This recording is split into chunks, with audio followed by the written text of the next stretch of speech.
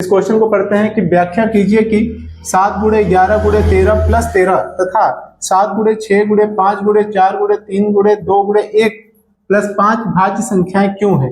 तो इसको हम लोग सॉल्व करके देखते हैं कि ये क्यों है। पहली संख्या को यदि हम देखें तो हमारे पास है 7 गुणे 11 गुणे 13 प्लस 13। यहाँ से हम 13 को कॉमन ले सकते हैं तो हमें मिलेगा 7 गुणे 11 गुणे 1 प्लस 1। यदि हम इसको सॉल्व करें तो 13 7 का 11 में गुणा करेंगे हमको मिलेगा 77 और हमको क्या मिलेगा प्लस 1। तो हम इसको लिख सकते हैं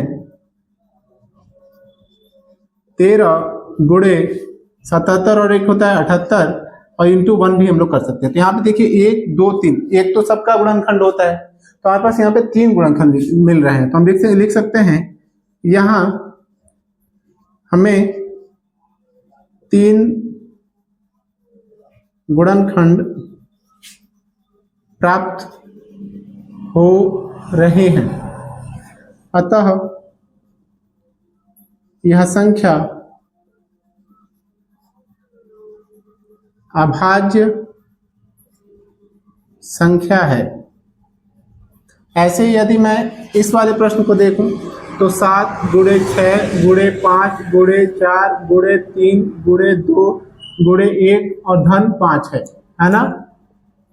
तो यदि हम इसको सॉल्व करें तो यहाँ पे जो हमें 5 अगर हम कॉमन ले लेते हैं तो मिलेगा 7 गुणे 6 गुणे 1 गुणे 4 गुणे 3 गुणे 2 गुणे 1 धन 1 हमको मिलेगा। तो अगर हम यहाँ पे देखिए 5 7 6 42 और 4 3 12 और 2 एकम 2 प्लस 1, ठीक है। यहाँ पे अगर हम लोग करते हैं तो 42 का 12 में 12 का 24 में कर दो तो 42 गुणे 24 प्लस 1।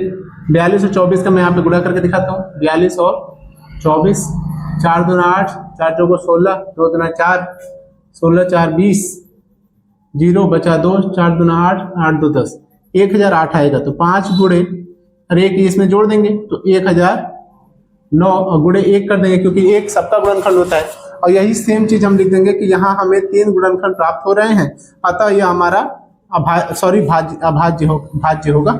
या अतः हमारा क्या है, भाज्य संख्या है। अभाज्य नहीं, क्योंकि 2 ही गुणनखंड अभाज्य होते हैं और 2 से ज्यादा गुणनखंड आपके भाज्य होते हैं। तो ये हमारा 6 नंबर क्वेश्चन सॉल्व हुआ। आप इसका स्क्रीनशॉट ले लीजिए।